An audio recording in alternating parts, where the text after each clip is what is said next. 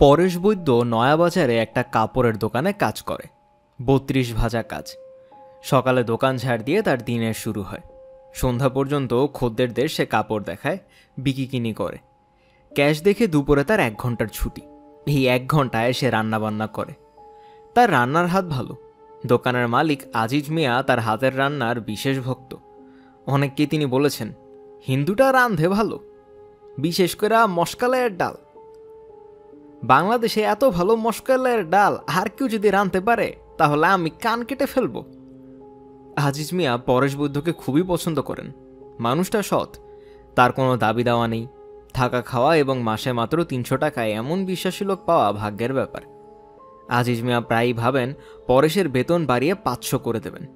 সেটা সম্ভব হচ্ছে না। দোকানে হাটবার ছাড়া বিকিকিনি একেবারেই নেই। নয়াপাড়া অতি অচল জায়গা, অঞ্চলটাও দরিদ্র। গামছা ছাড়া কাপড় কেনার সামর্থ্য মানুষের নেই। বেতন বাড়াতে না পারলেও ভদ্র ব্যবহার দিয়ে আজিজ মিয়া সেটা পুষিয়ে দেন। দোকান বন্ধ করে বাড়িতে যাবার সময় তিনি পরেশকে সঙ্গে নিয়ে যান। বাড়িতে পাশে বসিয়ে যত্ন করে খাওয়ান। খাওয়া দাওয়ার শেষে কিছুক্ষণ গল্পগুজব করেন। পরেশ দোকানে ফিরে যায়। রাতে সে দোকানেই ঘুমায়। আজিজ মিয়ার ৪ মেয়ে, বড় ২টা বিবাহযোগ্য। তাদের জন্য পাত্র খোঁজা হচ্ছে।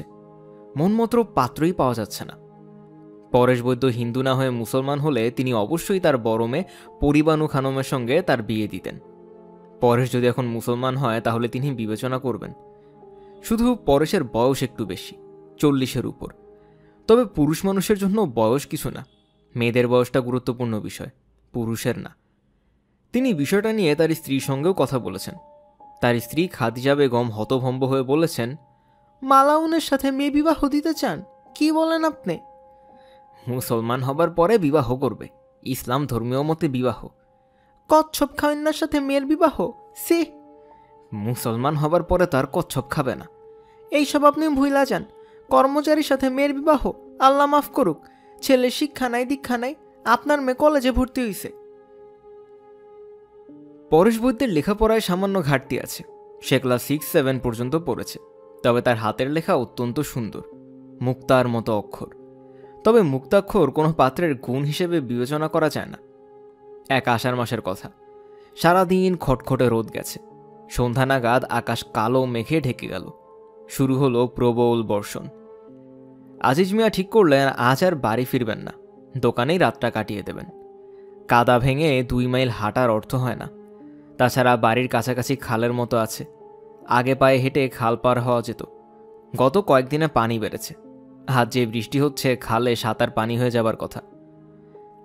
আজিজ মিয়া পরেশকে ডেকে বললেন, ভাত রেঁধে ফেল, রাতে আর বাড়িতে যাব না। পরেশ নিচু গলায় বলল, মামানি দুশ্চিন্তা করবেন না। আজিজ মিয়ার স্ত্রীকে পরেশ মামানি ডাকে। আজিজ মিয়া বললেন, করুক দুশ্চিন্তা। মেয়ে ছেলে যদি মাঝে মাঝে দুশ্চিন্তা না করে তাহলে তাদের স্বাস্থ্য খারাপ হয়। আল্লাহ পাক মেয়ে ছেলে পয়দা করছেন দুশ্চিন্তা করার জন্যই। রাতে খাবেন কি? মাংস খেতে মন চায়, মাংস এখন পাবো কই? খিচুড়ি করো, সঙ্গে ডিম ভুনা, পাতলা খিচুড়ি। আচ্ছা। খিচুড়ির মধ্যে 4 চামচের 2 চামচ ঘি দিও, ঘিয়ের সুঘ্রাণ ভালো লাগবে। ঘি আছে না? আছে। কাঁঠালের বিচি দিয়ে ঝালমুরগির মাংস খেতে পারলে দিল খুশ হতো, ডিমও খারাপ না। আজিজ মিয়া রাতে খুব তৃপ্তি করে খেলেন। তিনি ঠিক করলেন বৃষ্টি বাদলার দিনে পরেশকে দিয়ে সবসময় পাতলা খিচুড়ি এবং ডিমের তরকারি করতে বলবেন। তার পান্তামাকের অভ্যাস নেই, তারপরেও তিনি 2টা পান খেলেন। পরেশকে দিয়ে সিগারেট আনালেন। সিগারেট ধরিয়ে অতি আনন্দে টানতে লাগলেন। দোকানের গদিতে বিছানা করা ছিল। তিনি ঘুম ঘুম চোখে বিছানায় গেলেন। টিনের চালে বৃষ্টি পড়ছে। ঝুমঝুম শব্দ, আরামদায়ক ঠান্ডা হাওয়া। আজিজ মিয়ার মনে হলো তিনি জগতের অতি সুখী মানুষদের একজন। পরেশ বলল, মামা মাথা বানায়া দেই? লাগবে না, লাগবে না, তুমি ঘুমাও। একটু চুল টেনে ঘুম পাড়ায় দেই, আরাম লাগবে। পরেশ চুলে বিলি কেটে দিচ্ছে। আজিজ মিয়ার এত আরাম লাগছে যে বলার না। আবার ঘুম পাচ্ছে প্রচণ্ড। তিনি চেষ্টা করছেন জেগে থাকতে, ঘুমিয়ে পড়লেই আরামটা পাওয়া যাবে না। পরেশ। জি মামা। এরকম মাথা বানানো কোথায় শিখেছ? একমাত্র নাপিতরাই এত সুন্দর মাথা বানায়। তোমাদের বংশে কোনো নাপিত ছিল? না মামা। তোমার বেতন বাড়ানোর চেষ্টা নেব, বাড়ানো উচিত। রোজগারপাতি নাই বলে কিছু করতে পারতেছি না। দরকার নাই মামা। দরকার যে নাই তুমি তো বলবাই, কারণ তুমি অতি ভালো ছেলে। তুমি যদি কচ্ছপ খাওয়া ধর্মের না হইতা, অবশ্যই পরিবানুর সঙ্গে তোমার বিবাহ দিতাম। পরিবানুর চেহারা ছবিতে খারাপ না, কি বলো? তবে মিজাজ ভালো না, মায়ের মতো চড়া মিজাজ। মেয়ে ছেলের চড়া মিজাজ সংসারের জন্য ভালো না। পরেশ জবাব দিচ্ছে না, এক মনে চুল টেনে যাচ্ছে। আজিজ মিয়া চিত হয়েছিলেন, এবার পাশ ফিরলেন। পাশ ফিরে আরাম আরও বাড়ল। পরেশ এখন ঘাড় মেসেজ করে দিচ্ছে। এই মেসেজে আরাম আরও বেশি হচ্ছে। আজিজ মিয়া চেষ্টা করছেন আরও কিছুক্ষণ জেগে থাকতে। ঘুমিয়ে পড়া মানে সব শেষ। পরেশ, মামা বলেন। চুপ করে থাকবা না, কথা বলো, গল্প গুজব করো। কি গল্প করব? যা ইচ্ছা করো। মাথা মেসেজ ছাড়া আর কি বিদ্যা তুমি জানো? বলতে থাকো শুনি। আমার ধারণা তুমি আরও অনেক কিছু জানো না। জানি মামা। বলো, একটা একটা করে বলো। বাদ্যবাজ না জানো? না, বাদ্যবাজ না জানি না, তবে আমি সামনে পিছনে সব দেখতে পারি। এইটা কি বললা পরেশ? সামনে পিছনে তো সবই দেখে। সামনে দেখি আবার ঘাড় ঘুরে পিছনে তাকাইলে পিছন দেখি। আমারটা এরকম না। কিরকম? ধরেন আজ থেকে 1,00,000 বছর পরে পৃথিবীর কি অবস্থা, এগুলান দেখতে পারি। ভালো, খুব ভালো। একজন আমার একটা হইলদা বড়ি খাওয়াইছিল, তখন থেকে দেখি। কি বড়ি? হইলদা বড়ি। আজিজ মিয়া পুরোপুরি তার মধ্যে চলে গেলেন। চেতনা আর অতি সামান্যই অবশিষ্ট আছে। পরেশের কথা শুনছেন, পুরোপুরি বুঝতে পারছেন না। নিজেও মাঝে মধ্যে কথা বলছেন, কি বলছেন সেই বিষয়েও তার ধারণা নেই। আমি সবই দেখতে পাই। সব দেখতে পাওয়াই ভালো, কিছু দেখা কিছু না দেখা ভালো না। আসমানে যে চন্দ্র আছে, এই চন্দ্র কিন্তু মামা থাকবে না, পৃথিবীর উপরে আইসা পড়বে। পড়ুক, ধুম করা পড়ুক। চন্দ্র না থাকা ভালো। চন্দ্র আসমানে থাকলেই জোছনা হয়। সেই জোছনায় অনেক পাপ কার্য হয়। আমি নিজেই এরকম একটা পাপ কার্য করছিলাম, পাট খেতে। আসমানে চন্দ্র থাকা উচিত না, গ্রামে পাটতে থাকা উচিত না, বুঝছো? বুঝছি মামা। সূর্যের কি গতি হইব শুনবেন? বলো শুনি। সূর্য সব কিছু টান দিয়া নিজের উপর ফেলব, আগুনের থাবা বাইর করে টান দিব, তারপরে ছোট হওয়া ধরব, বিন্দুর মতো ছোট হইব। কি বললা? বিন্দু? হ মামা, বিন্দু। আমার খালা তো এক বোন ছিল, বিন্দু নাম। বিবাহ হইছে, জামাই সৌদিতে কাজ করে, বিরাট পয়সা করছে। জগতের যা কিছু আছে বুঝছেন মামা, সব একদিন আন্ধার হয়ে যাইব। আসমানে কোনো তারা থাকবো না, সব নিভা। তখন মাঝে মধ্যে গম গম আওয়াজ উঠব। মামা বুঝছেন? বজ্রপাতের আওয়াজ বুঝছি। ঝড় বৃষ্টির মধ্যে বজ্র পড়বই, ঠান্ডা হাওয়া দিতেছে। গায়ে একটা চাদর দিয়া দাও তো দেখি। পরেশ মামার গায়ে চাদর দিতে দিতে বলল, হইলদা বরে আমারে কি দিছিল সেই ঘটনা শুনবেন মামা? বিরাট ইন্টারেস্টের ঘটনা। বড়ি পয়সা দিয়া খরিদ করছিলা? না, এবেই দিছে। মাগনা ওষুধে কাম করে না। ওষুধ বিশুধ যখনই কিনবা 1 পয়সা হইলেও হাদিয়া দিবা, মনে থাকবো? থাকবো। এখন কি ঘটনাটা বলবো? কি ঘটনা? হইলদা বড়ি কে দিছে সেই ঘটনা, বিরাট ইন্টারেস্টের ঘটনা। বাদ দাও, ঘটনা যত কম শোনা যায় ততই ভালো। ঘুমে চোখ বন্ধ হয়ে আসতেছে, এখন ঘুমাবো। আচ্ছা ঘুমান। তুফান হইতেছে নাকি? না, এখনো শুরু হয় নাই, তবে শেষ রাইতে বিরাট তুফান হইব, লন্ডভন্ড তুফান। কে বলছে? আপনারে বলছি না, হইলদা বড়ি খাওয়ানোর পরে আমি সব জানি। দূরের জিনিস যেমন জানি, কাছের জিনিসও জানি। ও আচ্ছা, জানা ভালো, কাছের জিনিস জানা খারাপ না। বলতে বলতে আজিজ মিয়া ঘুমিয়ে পড়লেন। গাঢ় ঘুম। ঘুমের মধ্যে তার নাক ডাকতে লাগলো। পরেশ তার মাথার কাছে বসে এখনো চুল টেনে দিচ্ছে। সে ঘুমাতে যাচ্ছে না, কারণ আজ রাত একটা অতি ভয়ঙ্কর রাত। এই রাতে বিরাট ঝড় হবে, সেটা ভয়ঙ্কর কিছু না। ভয়ঙ্কর ব্যাপার হলো ঝড়ের ঠিক আগে আগে পরিমাণও গায়ে কেরোসিন তেল ঢেলে আগুন দেবে। হইলদাবড়ি খাওয়ার কারণে পরের সবই জানে। এও জানে যে গায়ে আগুন দেওয়ার ঘটনাটা আটকানোর কোনো উপায় নেই। উপায় থাকলে সে আটকাত। হইলদাবড়ি তাকে শিখিয়েছে এই বিশ্বব্রহ্মাণ্ডে জন্ম থেকে মৃত্যু পর্যন্ত যা ঘটার সব ঘটে আছে। এর কোনো কিছুরই কোনো পরিবর্তন করা যাবে না। মানুষের কাজ শুধুই দেখে যাওয়া, এছাড়া আর কিছুই না।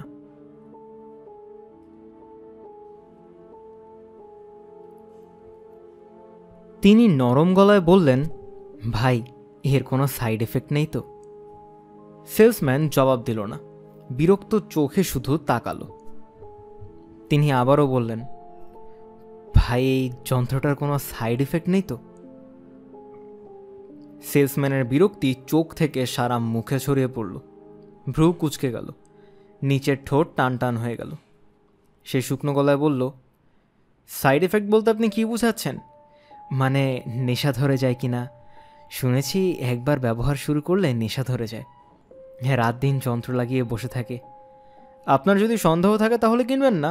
আপনাকে কিনতে হবে এমন তো কোনো কথা নেই। তিনি দীর্ঘ নিঃশ্বাস ফেললেন। এতগুলি টাকা দিয়ে যন্ত্রটা কিনবেন, অথচ লোকটা তার প্রশ্নের জবাব পর্যন্ত দিতে চাচ্ছে না। এমনভাবে তার দিকে চাকাচ্ছে যেন তিনি, আপনি কি যন্ত্রটা কিনবেন না দাঁড়িয়ে থাকবেন? তিনি পকেট থেকে চেক বই বের করলেন, খসখস করে টাকার অঙ্ক বসালেন। হাতের লেখাটা ভালো হলো না, কারণ এত বড় অঙ্কের চেক তিনি আর আগে কাটেননি। মাত্র 28 গ্রাম ওজনের কালো চৌকানা একটা বক্স, অথচ কি অসম্ভব দাম। টাকার অঙ্ক লিখতে গিয়ে হাত কেঁপে যাচ্ছে। আপনার কোনো ক্রেডিট কার্ড নেই? জি না। আপনাকে তাহলে কিছুক্ষণ অপেক্ষা করতে হবে। আমরা আপনার ব্যাংক অ্যাকাউন্ট চেক করব। কম্পিউটারটা ট্রাবল দিচ্ছে, একটু সময় লাগবে। আপনি ইচ্ছে করলে পাশের রুমে বসতে পারেন। আমি বরং এখানেই দাঁড়িয়ে থাকি, অবশ্য আপনার যদি কোনো অসুবিধা না হয় তাহলে। সেলসম্যান জবাব দিল না। তার কাছে মনে হলো সেলসম্যানের মুখের বিরক্ত ভাব একটু যেন কমেছে। কমাই উচিত। তিনি তো শেষ পর্যন্ত যন্ত্রটা কিনেছেন। তার 50 বছরের জীবনের সঞ্চিত অর্থের সবটাই চলে গেছে। এরপরও কি লোকটা তার সঙ্গে সহজভাবে দু একটা কথা বলবে না? তিনি বেশ কিছুক্ষণ ইতস্তত করে শেষ পর্যন্ত আবার বললেন, ভাই, এর কোনো সাইড ইফেক্ট নেই তো? এবার জবাব পাওয়া গেল। সেলসম্যান রোবটদের মতো ধাতব গলায় বললেন, না, নেই। নেশা হয় না? না, হয় না। তবে আপনি ইচ্ছা করে যদি নেশা ধরান তাহলে তো কিছু করার নেই। যন্ত্রটির সঙ্গে ইনস্ট্রাকশনাল ম্যানুয়াল আছে। ম্যানুয়াল মেনে যদি ব্যবহার করেন তাহলে কোনো অসুবিধা হবে না। প্রতিদিন 1 ঘন্টার বেশি ব্যবহার করবেনও না। সপ্তাহে অন্তত একদিন যন্ত্রটায় হাত দেবেন না। তিনি এবার আনন্দের একটা নিঃশ্বাস ফেললেন। লোকটা শেষ পর্যন্ত তার সঙ্গে কথা বলছে। তিনি হাসি মুখে বললেন, যন্ত্রটা নিয়ে কথাবার্তা হয়তো? হ্যাঁ, তাই। আমাদের স্বভাবই হচ্ছে নতুন আবিষ্কার নিয়ে কথা বলা। P-32 হচ্ছে এই শতাব্দীর সবচেয়ে বড় আবিষ্কার। এই বিষয়ে কি আপনার কোনো সন্দেহ আছে? জি না। তাহলে ভয় পাচ্ছেন কেন? ভয় পাচ্ছি না তো। পাশের ঘরে গিয়ে বসুন, আরও 1/2 ঘন্টার মতো লাগবে। জি আচ্ছা। একটা জিনিস শুধু মনে রাখবেন, এই শতাব্দীর সবচেয়ে বড় আবিষ্কার P-32। বিংশ শতাব্দীর সবচেয়ে বড় আবিষ্কার যেমন টেলিভিশন। আপনি কি আমার সঙ্গে একমত? জি, একমত। তিনি মোটেই একমত না। বিংশ শতাব্দীর টেলিভিশন ছাড়াও আরও অনেক বড় বড় আবিষ্কার হয়েছে। এই শতাব্দীতে 10টি বড় বড় আবিষ্কার হয়েছে। এর মধ্যে সবচেয়ে বড় আবিষ্কার হচ্ছে death hormone. Doctor Peter Sleeman প্রমাণ করেছেন একটা নির্দিষ্ট বয়সে পিটুইটারি গ্ল্যান্ড থেকে ডেথ হরমোন শরীরে চলে আসে। শরীর তখন মৃত্যুর জন্য নিজেকে তৈরি করে। শুরু হয় বার্ধক্য প্রক্রিয়া। যে হারে জীবকোষ মরে যায় সেই হারেই তৈরি হয় না। জরা শরীরকে গ্রাস করে। ডাক্তার পিটার স্লিম্যান দেখালেন সালফার এবং অক্সিজেন ঘটিত একটি আপাত দৃষ্টিতে সহজ যৌগ অণু এই কাজটি করে। তিনি যৌগটি শরীর থেকে বের করে দেবার প্রক্রিয়াও বের করলেন। এই অসম্ভব ব্যয়বহুল প্রক্রিয়ার ব্যবহার করে পৃথিবীর কিছু ভাগ্যবান মানুষ তাদের শরীর থেকে ডেথ হরমোন বের করে দিয়েছে। জরা আর তাদের স্পর্শ করতে পারছে না। তিনি পাশের ঘরে চুপচাপ বসে আছেন। এই ঘর একটি কফি ডিসপেন্সিং রোবট আছে। সে তাকে 1 পেয়ালা কফি দিয়ে হাসি মুখে বলেছে, আশা করি 1 পেয়ালা উষ্ণ কফি আপনার হৃদয়ের শৈত্য দূর করে দেবে। তিনি রোবটের কথার জবাব দিলেন না। এদের তৈরি করা হয় বুদ্ধিদীপ্ত কথা বলে মানুষকে চমৎকৃত করার জন্য। এদের সঙ্গে খানিকক্ষণ কথা বললেই মানুষ হিসেবে নিজেকে তুচ্ছ ও ক্ষুদ্র মনে হয়। তিনি সামনের গোল টেবিলের উপর রাখা চকচকে কিছু ম্যাগাজিন থেকে একটি তুলে নিলেন। পাতা উল্টিয়ে তার মুখ বিকৃত হলো। ভুল ম্যাগাজিন বেছে নিয়েছেন, জেনো কোড নিউজ। জেনেটিক ইঞ্জিনিয়ারিং বিষয়ে রগে সব খবরে ভর্তি। এই সব খবরের কোনোটির প্রতি তার কোনো আগ্রহ নেই। প্রাণীর জিনের সঙ্গে উদ্ভিদের জিন লাগিয়ে কত সব অদ্ভুত জিনিস তৈরি হচ্ছে তার রগে বর্ণনা পড়তে তার ভালো লাগে না। টমেটো জিনের সঙ্গে গোলাপ গাছের জিন লাগানো হচ্ছে সাফল্য দোরগোড়ায়। এর শেষ কোথায় কে জানে। মানুষ এবং উদ্ভিদের এক সংকর প্রজাতি তৈরি হবে। আগামী পৃথিবীতে কারা বাস করবে, মানব আর উদ্ভিদ? বিংশ শতাব্দীর শেষ ভাগে মানুষের সঙ্গে শিম্পাঞ্জির মিলনে তৈরি হলো নতুন প্রজাতি। তারা মানুষ না, আবার শিম্পাঞ্জিও না। গাধা ও ঘোড়ার সংকর যেমন খচ্চরেও তেমনই। তবে সেই পরীক্ষা হয়েছিল গোপনে। পরীক্ষার ফলাফল প্রকাশ করা হয়নি। নতুন প্রজাতি সম্পূর্ণ ধ্বংস করে বিজ্ঞানীরা জানিয়েছিলেন নতুন প্রজাতি গ্রহণযোগ্য নয়। সেদিন এই পরীক্ষার সঙ্গে যুক্ত সমস্ত বিজ্ঞানীর সাজা দেওয়া হয়েছিল। আজ আর সেই দিন নেই। জেনেটিক ইঞ্জিনিয়ার আজকের পৃথিবীর সবচেয়ে সম্মানিত মানুষ। তাদেরকে পরীক্ষা নিরীক্ষার সব রকম সুযোগ এবং অনুমতি দেওয়া হয়েছে, কারণ এই পৃথিবীকে তারা ক্ষুধামুক্ত করেছেন। জেনেটিক ইঞ্জিনিয়ারদের কারণে আজকের পৃথিবীতে কোনো খাদ্যাভাব নেই। সমুদ্রের শৈবালকে তারা সুস্বাদু স্টার্চে রূপান্তরিত করেছেন। উদ্ভিদের সঙ্গে জীবের জিনের সংযোগে তৈরি করেছেন সুস্বাদু প্রোটিন সর্বস্ব উদ্ভিদ। জেনেটিক ইঞ্জিনিয়াররা আজকের পৃথিবীর দেবতা। আপনার চেক ওকে হয়েছে, আপনি যন্ত্রটি নিতে পারেন। আপনাকে ধন্যবাদ। আশা করি এই যন্ত্রের কল্যাণে আপনার সময় আনন্দময় হবে। শুভকামনার জন্য আপনাকে ধন্যবাদ। তিনি কালো বাক্সটি বুকের কাছে নিয়ে রাস্তায় নামলেন। রাত বেশি হয়নি, তবু পথঘাট নির্জন। টাউন সার্ভিসের হলুদ বাসগুলি প্রায় ফাঁকাই যাচ্ছে। তার যে কোনো একটিতে উঠে গেলেই হয়। উঠতে ইচ্ছে করছে না। হাঁটতে ভালো লাগছে, আবহাওয়া চমৎকার, তবে একটু শীত শীত ভাব আছে। বেশ কিছু সময় হাঁটার পর তিনি একটা ফাঁকা বাসে উঠে পড়লেন। বাসের ড্রাইভার মুখ ঘুরিয়ে বলল, আপনার নৈশ ভ্রমণ আনন্দময় হোক। তিনি দীর্ঘ নিঃশ্বাস ফেললেন। Robot driver. পৃথিবী রোবটে ভর্তি হয়ে যাচ্ছে। এইসব রোবট চমৎকার কথা বলে। এদের প্রোগ্রামিং অসাধারণ। আপনি কত দূর যাবেন? কাছেই। আপনি মনে হচ্ছে আমার সঙ্গে কথা বলতে আগ্রহী নন। না। কেন বলুন তো? তিনি চুপ করে রইলেন। কথা বলতে ইচ্ছেই করছে না। এইসব রোবটের সঙ্গে কথা বলা মানেই হচ্ছে নিজেকে ছোট করা।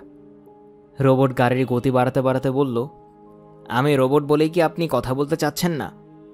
জি না। আমি লক্ষ্য করেছি বেশিরভাগ মানুষ রোবটদের সঙ্গে কথা বলতে চায় না। সারাক্ষণ গম্ভীর হয়ে থাকে, সারাক্ষণ বিষ্ণু হয়ে থাকে, যেন তার সমস্যার অন্ত নেই। আমি কি ঠিক বলছি? হ্যাঁ। আপনারা কি নিয়ে এত চিন্তা করেন? তিনি জবাব দিলেন না।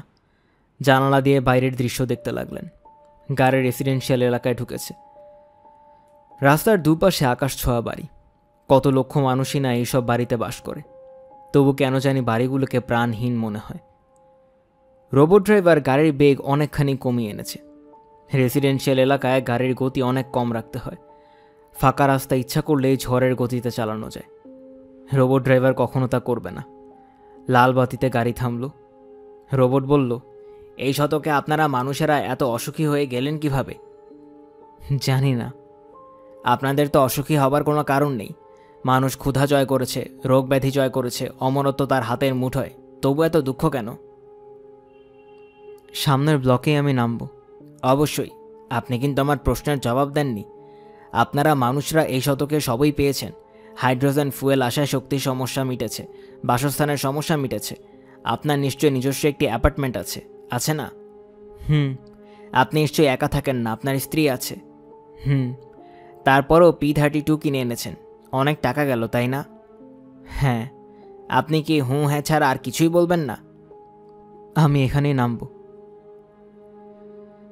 স্টপেজের মাঝখানে গাড়ি থামানোর নিয়ম নেই। রোবট ড্রাইভার নিয়ম ভঙ্গ করে গাড়ি থামালো। জানালা দিয়ে মুখ বের করে উঁচু গলায় বলল, আপনার P-32 আনন্দময় হোক। ধন্যবাদ। তার স্ত্রী হাসপাতালে কাজ করেন, আজ তার নাইট ডিউটি, কাজেই তিনি অ্যাপার্টমেন্টে নেই। টেলিফোনের কাছে ছোট চিরকুট লিখে রেখে গেছেন, খাবার তৈরি করা আছে, খেয়ে নিও। তিনি খেয়ে নিলেন। অত্যন্ত সুস্বাদু খাবার, খাবারের সঙ্গে চমৎকার পানীয়। এই পানীয়টি এই শতকের মাঝামাঝি তৈরি করা হয়েছে ঝাঝালো টক ধরনের স্বাদ। কিছুক্ষণের জন্যে সমস্ত ইন্দ্রিয় অবশ করে দেয়, বড় ভয় লাগে। গ্লাসে চুমুক দিতে দিতে তিনি ঘরের চারদিকে তাকালেন। আনন্দের কত উপকরণ চারদিকে ছড়ানো। ত্রিমাত্রিক ছবি দেখার জন্য একটি হলোরামা, যা চালু করা মাত্রই অনুষ্ঠানের পাত্রপাত্রীরা মনে হয় সশরীরে ঘরের ঠিক মাঝখানে চলে এসেছে, যেন হাত বাড়ালেই তাদের ছোঁয়া যাবে। মস্তিষ্কের আনন্দ কেন্দ্র উত্তেজিত করার জন্য আছে নানান ব্যবস্থা। সুমধুর সঙ্গীত শ্রবণের আনন্দ থেকে শুরু করে নারী সঙ্গের আনন্দের মতো তীব্র আনন্দ মস্তিষ্ক উত্তেজিত করেই পাওয়া যাচ্ছে। বিজ্ঞানীরা মানুষ কেন আনন্দ পায়, কোথা থেকে আনন্দ পায় তা জেনেছেন। তারা জানেন বাগানের একটি ফুল দেখার আনন্দের সঙ্গে পিঠ চুলকানোর আনন্দের বেশ কিছু মিল আছে, আবার অমিলও আছে। ফুল না দেখেও এবং পিঠ না চুলকিয়েও অবিকল সেই আনন্দ মস্তিষ্কের বিশেষ বিশেষ অংশ উত্তেজিত করে পাওয়া যায়। ঘরে ঘরে সেই ব্যবস্থা আছে, কিন্তু মানুষ তা থেকে আর আনন্দ পাচ্ছে না। মানুষ ঝুঁকেছে P32 এর দিকে।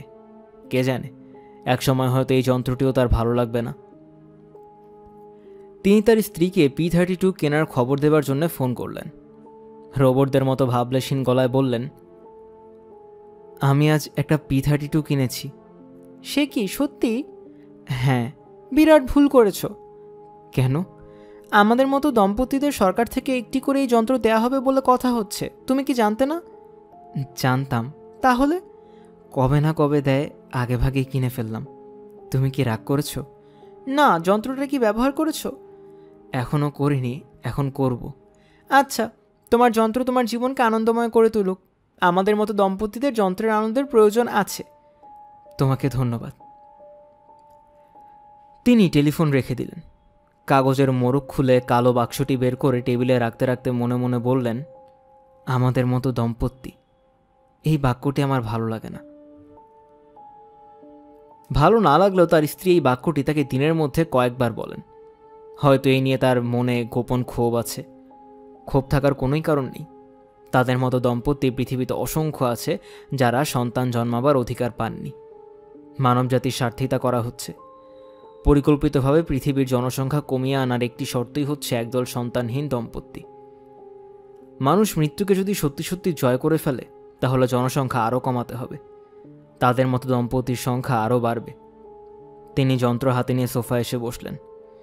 ইনস্ট্রাকশন ম্যানুয়াল মন দিয়ে পড়লেন। যন্ত্রটি ব্যবহার করা খুব সহজ। যন্ত্র থেকে বের হওয়া ঋণাত্মক ইলেকট্রোড ঘাড়ের ঠিক মাঝামাঝি লাগাতে হয়। ধনাত্মক ইলেকট্রোড থাকবে বাঁ কপালে। স্ট্যান্ড বাই বোতাম টিপে কারেন্ট ফ্লো অ্যাডজাস্ট করতে হবে, যাতে 1 মাইক্রো অ্যাম্পেয়ারও কম বিদ্যুৎ প্রবাহ স্নায়ুতন্ত্র দিয়ে প্রবাহিত হয়। কারেন্ট অ্যাডজাস্ট হবার সঙ্গে সঙ্গে নীল আলো জ্বলে উঠবে। তখন চোখ বন্ধ করে স্টার্ট বাটন টিপতে হবে। সঙ্গে সঙ্গে কিছুই হবে না, মিনিট 5 অপেক্ষা করতে হবে। P32 যন্ত্রটি বেশ কিছু শাপদ জন্তুর মস্তিষ্কের স্মৃতি ধরে রেখেছে। এই স্মৃতি বায়োকারেন্টের মাধ্যমে মানুষের মাথায় সঞ্চারিত করা হয়। তিনি যন্ত্র চালু করে বসে আছেন। মাথায় ভোঁতা ধরনের যন্ত্রণা হচ্ছে, অল্প পিপাসাও বোধ হচ্ছে। হঠাৎ সেই পিপাসা হাজারো গুণে বেড়ে গেল। তৃষ্ণায় তার বুক ফেটে যাচ্ছে। এই তৃষ্ণার কারণে বোধহয় তার ঘ্রাণ শক্তি লক্ষগুণ বেড়ে গেল। তিনি এখন সব কিছুর ঘ্রাণ পাচ্ছেন। মাটির ঘ্রাণ, ফুলের ঘ্রাণ, গাছের শেকড়ের ঘ্রাণ। তার জগৎটি ঘ্রাণময় হয়ে গেছে এবং তিনি বুঝতে পারছেন তিনি শহরের 97 তলার সাজানো গোছানো কোনো অ্যাপার্টমেন্টে বাস করেন না। তিনি বাস করেন বনে, গহীন বনে। তিনি কে? তিনি কি? বোঝা যাচ্ছে, পরিষ্কার বোঝা যাচ্ছে, তিনি একটি চিতাবাঘ। বাঘ নয়, বাঘিনী। তার 3টি শিশু শাবক আছে। গত 2 দিন এদের তিনি আগলে রেখেছেন। আজ প্রবল তৃষ্ণায় অস্থির হয়ে এদের ছেড়ে পানির সন্ধানে বের হয়েছেন। পানি কোথায় আছে তা তিনি জানেন। পানিরও গন্ধ আছে। সেই গন্ধ মাটির গন্ধের মতোই তীব্র। পানি আছে, কাছেই আছে। এক মুহূর্তের মধ্যেই তিনি পানির কাছাকাছি পৌঁছে যেতে পারেন, কিন্তু যেতে পারছেন না। কাছেই কোথাও যেন পুরুষ বাঘটা ঘুরঘুর করছে। এর মতলব ভালো না, বাচ্চাদের হয়তো মেরে ফেলবে। এদের একা রেখে কোথাও যাওয়া যাবে না, অথচ তৃষ্ণায় বুক ফেটে যাচ্ছে। আকাশে বিরাট চাঁদ, তার আলোয় বনভূমি ঝলমল করছে। কনকন করে বইছে শীতের বাতাস। বাতাসে কি অদ্ভুত শব্দই না গাছের পাতা নড়ছে। যেসব পাতা নড়ছে তার থেকে এক ধরনের গন্ধ আসছে, আবার স্থির পাতা থেকে অন্য ধরনের গন্ধ। কি বিচিত্র, কি বিচিত্র চারপাশের জগৎ। কোন স্তরেই না পৌঁছে গেছে অনুভূতির তীব্রতা। তার শরীর থরথর করে কাঁপছে, তৃষ্ণায় বুক ফেটে যাচ্ছে। অথচ কি আনন্দই না তিনি রক্তের ভেতর অনুভব করছেন। তিনি জলের সন্ধানে এগুচ্ছেন, অথচ তার সমস্ত ইন্দ্রিয় তার শাবকদের দিকে।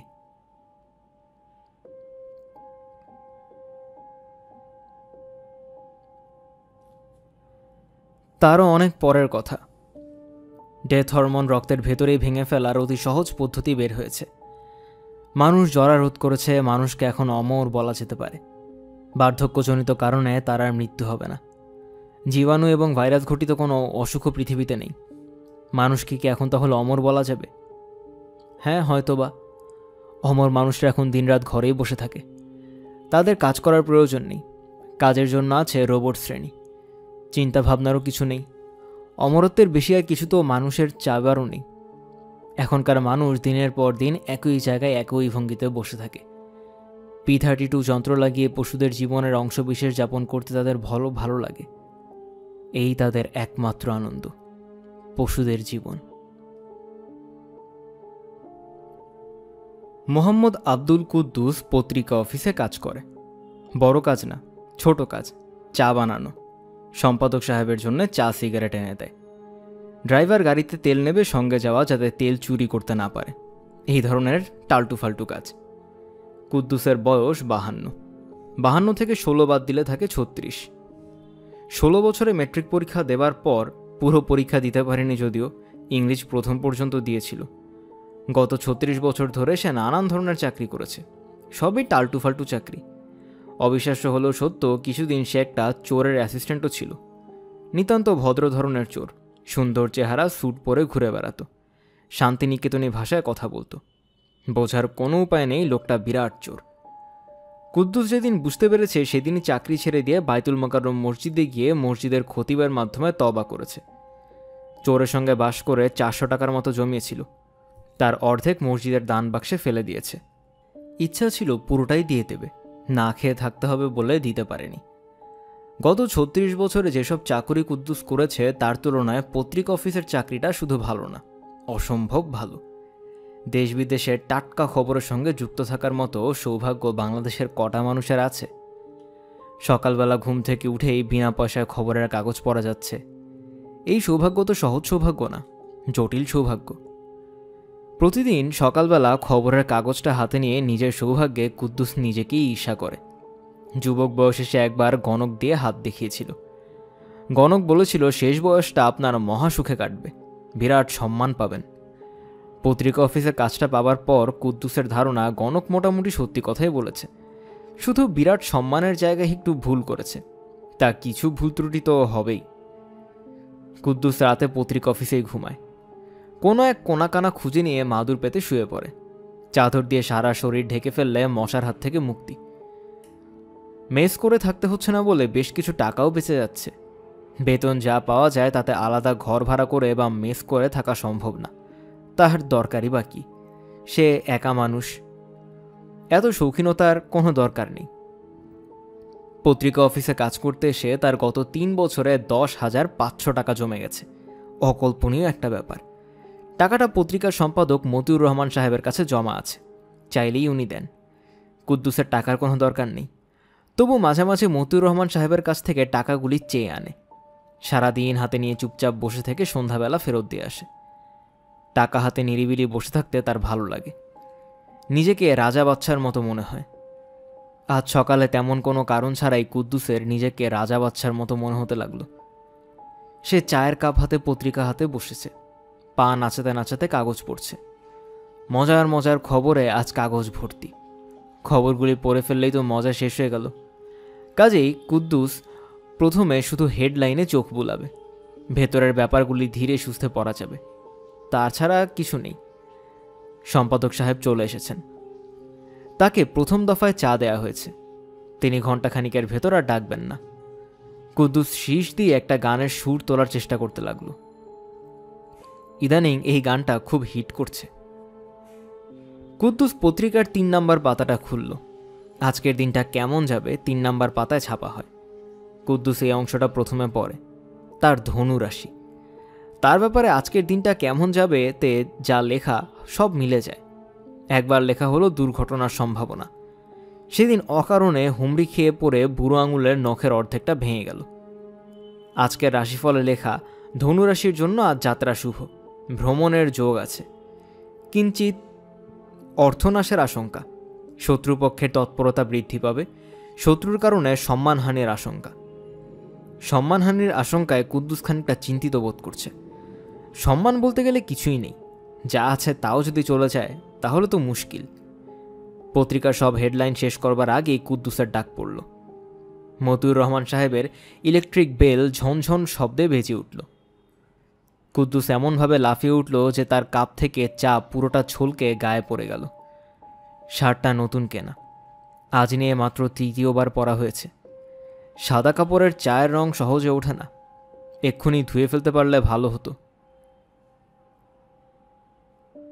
কিন্তু সেটা সম্ভব না।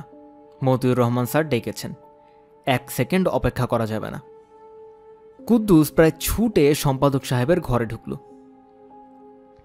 তোর খবর কিরে কুদ্দুস? খবর ভালো স্যার। একটা কাজ করে দে তো, এই চিঠিটা নিয়ে যা, নাম ঠিকানা লেখা আছে, হাতে হাতে দিয়ে আসবি। জি আচ্ছা স্যার। জাভেদ সাহেব ইস্টার্ন প্লাজার 9 তলায় থাকেন। ইস্টার্ন প্লাজা চিনিস তো? জি স্যার চিনি। খুবই জরুরি চিঠি, হাতে হাতে দিবি। ওনাকে বলবে আমাকে টেলিফোন করতে, আমি অফিসেই থাকবো। নে টাকাটা নে, রিক্সা করে চলে যা। মতিউর রহমান সাহেব 20 টাকার একটা নোট বের করে কুদ্দুসের হাতে দিলেন। কুদ্দুস টাকা হাতে নিয়ে ঘর থেকে বের হলো। রওনা হবার আগে শার্টটা পানি দিয়ে একবার ধুয়ে ফেলতে হবে, কতক্ষণের আর মামলা। কুদ্দুস বাথরুমের দিকে যাচ্ছে। আবার মতিউর রহমান সাহেবের বেল বেজে উঠল। আবারও কুদ্দুস ছুটে গিয়ে ঢুকল। সম্পাদক সাহেবের ঘরে ঢুকলে কুদ্দুসের মাথার ঠিক থাকে না। কুদ্দুস। জি স্যার। রিক্সা যাওয়ার দরকার নেই, দেরি হবে। তুই এক কাজ কর, আমার গাড়ি নিয়ে চলে যা, আমি ড্রাইভারকে বলে দিচ্ছি। জি আচ্ছা স্যার। রিক্সা ভাড়ার টাকাটা ফেরত দেবার জন্যে কুদ্দুস 20 টাকার নোটটা বের করল। আরে টাকা ফেরত দিতে হবে না, তুই দেরি করিস না, চলে যা। শার্ট না ধুই কুদ্দুস গাড়িতে উঠল। তার মনটা খুঁতখুত করতে লাগলো। শার্টের এই রং তো আর উঠবে না, নতুন শার্ট, মাত্র 3বার পরা হয়েছে। গাড়িতে উঠে তার আরেকটু মন খারাপ হলো।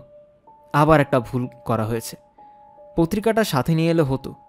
গাড়িতে যেতে যেতে কাগজ পড়ার আলাদা একটা মজা আছে। বসনিয়া হার্জিগোভিনার গরম খবর আছে। আজকের দিনটা ভুল দিয়ে শুরু হয়েছে। আজকের তারিখটা কত যেন? 14 এপ্রিল 1996। তারিখটা তার জন্য শুভ না। লিফটে এখন কুদ্দুস একা। লিফটম্যান তাকে ঢুকিয়ে বোতাম টিপে দিয়ে বলেছে 8 তলায় গিয়ে থামবে। 8 তলায় যাবে এটা, তারপরে নেমে যাবেন, পারবেন না? পারবো। তার কথা শেষ হবার আগে লিফটের দরজা বন্ধ হয়ে গেছে।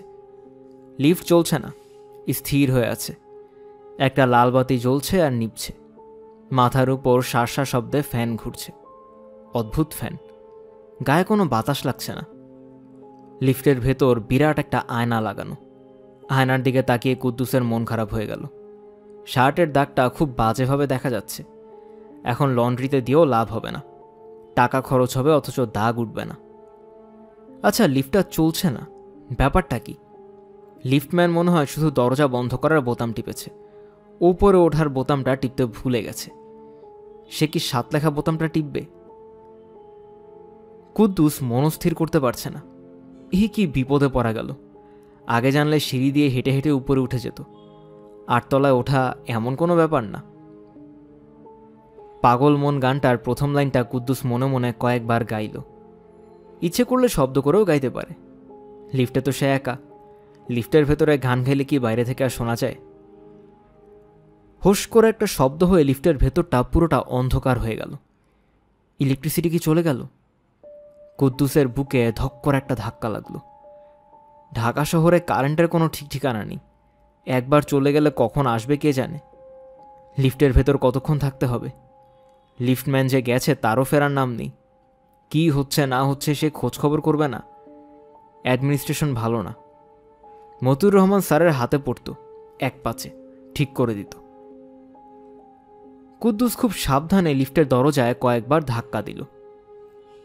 জোরে ধাক্কা দিতে সাহসে কুলোচ্ছে না। কলকবজার কারবার কি থেকে কি হয় কে জানে। গরমও লাগছে, আবার দম বন্ধও লাগছে। কুদ্দুস বেশ উঁচু গলায় ডাকল, লিফটম্যান ব্রাদার, হ্যালো হ্যালো। কতক্ষণ পার হয়েছে তাও বোঝা যাচ্ছে না। কুদ্দুসের মনে হলো ঘণ্টাখানেকের কম না, আবার বেশিও হতে পারে। সারাদিনে যদি কারেন্ট না আসে তাহলে কি হবে? লিফটের ভেতর থাকতে হবে। কুদ্দুস লিফটের দরজায় আরেকবার ধাক্কা দিল, আর তাতেই লিফট চলতে শুরু করল। আরে আরে, কারেন্ট ছাড়াই কি চলছে নাকি? লিফটের ভেতরটা ঘোর অন্ধকার। কারেন্ট এলে তো বাতিফাতি জ্বলতো, কিন্তু কিছুই জ্বলছে না। কুদ্দুস মনে মনে বলল, চলুক, কারেন্ট ছাড়াই চলুক, চলা দিয়ে হচ্ছে কথা। শো শো শব্দ হচ্ছে। কুদ্দুসের শরীর কাঁপছে। লিফট কি এত দ্রুত ওঠে? এ তো মনে হচ্ছে বাড়ি ঘর ঘুরে আসমানে উঠে যাবে। এত দ্রুত লিফট উঠছে যে কুদ্দুসের পেটের ভেতর পাক দিয়ে উঠছে। যেভাবে উঠছে তাতে 100 তলা ছাড়িয়ে যাবার কথা। এটা মাত্র 12 তলা বিল্ডিং। কুদ্দুস আসহাবে কাহফের 8টা নাম মনে করার চেষ্টা করছে। এদের নাম পড়ে বুকে ফু দিলে মহাবিপদ দূর হয়। বহু পরীক্ষিত। এরা 8 জন দাকিয়ানুস বাদশাহর সময়ে পর্বতের গুহায় ঢুকে ঘুমিয়ে পড়েছিল। রোজ কিয়ামত পর্যন্ত এরা ঘুমন্ত থাকবে। এদের 7 জন মানুষ, একটা কুকুর। 7 জন মানুষের নাম মনে পড়ছে, কুকুরটার নাম মনে পড়ছে না। মাক্সেলাইনিয়া, মাসলিনিয়া, ইয়ামলিখা, মারনুস, দাবারনুস, সজনুস, কাফাসাত্তাউস। কুকুরটার নাম কি? কুকুরের নাম মনে করতে না পারলে কোনো লাভ হবে না। কুকুরের নাম শুদ্ধ পড়ে বুকে ফু দিতে হয়। কুদ্দুস প্রাণপণে কুকুরটার নাম মনে করার চেষ্টা করছে। চরম বিপদে কিছুই মনে পড়ে না। শো শো শব্দ শুধু বাড়ছেই। শব্দটা এখন কানের পর্দার ভেতর হচ্ছে। কুদ্দুসের মুখ শুকিয়ে গেছে। সে লিফটের মেঝেতে বসে পড়ল, আর তখনই কুকুরটার নাম মনে পড়ল, কিতমির। কিতমির নাম পড়ার পরপরই হঠাৎ প্রচণ্ড ঝাঁকুনি খেয়ে লিফট থেমে গেল। লিফটের দরজা খুলতে শুরু করল। দরজা পুরোপুরি খোলার জন্য কুদ্দুস অপেক্ষা করল না। সে বসা অবস্থা থেকেই ব্যাঙের মতো লাফ দিয়ে বের হয়ে পড়ল। বের হয়েই হতভম্ব হয়ে গেল। সে এসেছে কোথায়? ব্যাপারটা কি? লিফট থেকে বের হওয়াটা বিরাট বোকামি হয়েছে। যেভাবে লাফ দিয়ে সে লিফট থেকে বের হয়েছে তার উচিত ঠিক একইভাবে লাফ দিয়ে আবার লিফটে ঢুকে যাওয়া। সে পেছনে তাকালো।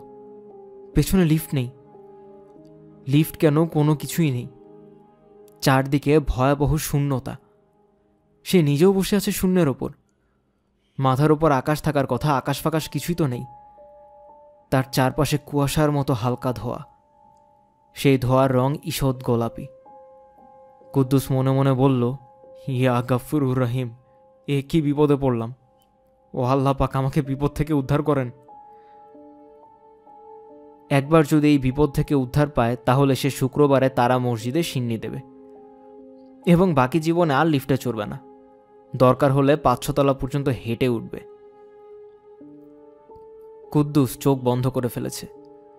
চোখ বন্ধ অবস্থাতেই সে 3 বার কুল হু আল্লাহ পরে বুকে ফু দিল।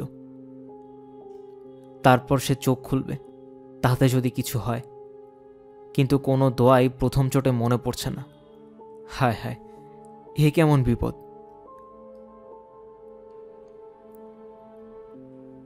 কুদ্দুস চোখ খুলল। অবস্থার কিছু পরিবর্তন হয়েছে। আগে চারপাশে ছিল গোলাপি রঙের ধোঁয়া, এখন বেগুনি ধোঁয়া।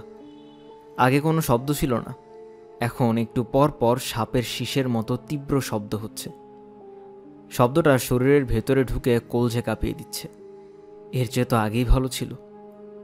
কুদ্দুস ভেবে পাচ্ছে না সে আবার চোখ বন্ধ করে ফেলবে কি না। চোখ বন্ধ রাখার খোলা তো একই ব্যাপার হয়ে দাঁড়িয়েছে। আচ্ছা, এমন কি হতে পারে যে সে মারা গেছে? হার্ট ফেল করে লিফটের ভেতরেই তার মৃত্যু হয়েছে। সে যে জগতে আছে সেটা আর কিছুই না, মৃত্যুর পরের জগৎ।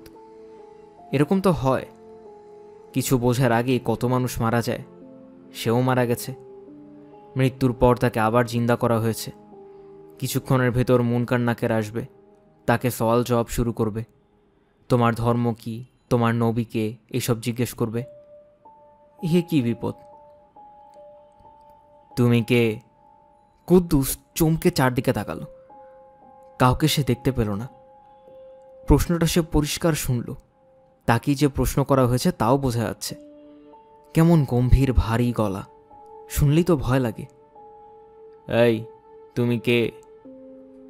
স্যার, আমার নাম কুদ্দুস। তুমি এখানে কিভাবে এসেছো? স্যার, আমি কিছুই জানি না। লিফটের ভিতরে ছিলাম, লাফ দিয়ে বের হইছি। বাইর হওয়া উচিত হয় নাই। আপনি স্যার এখন একটা ব্যবস্থা করেন, গরিবের একটা রিকোয়েস্ট। আমরা তো কিছুই বুঝতে পারছি না, তুমি এখানে এলে কি করে? স্যার, আমার ভুল হয়েছে, ক্ষমা করে দেন। কোথায় আসছি নিজেও জানি না, কিভাবে আসছি তাও জানি না। লিফটের দরজা ভালো মতো খোলার আগেই লাফ দিছিলাম। এটা স্যার অন্যায় হয়েছে, আর কোনো দিন করব না। সত্যি কথা বলতে কি, আর কোনো দিন লিফটেও চড়ব না। এখন স্যার ফেরত পাঠাবার একটা ব্যবস্থা করেন। আমি খাস দিলে আল্লাহ পাকের কাছে আপনার জন্য দোয়া করব। তোমার কোনো কিছুই তো আমরা বুঝতে পারছি না। প্রথম কথা হলো, মাত্রা কি করে ভাঙলে? মাত্রা ভেঙে এখানে এলে কিভাবে? স্যার বিশ্বাস করেন, আমি কোনো কিছু ভাঙি নাই।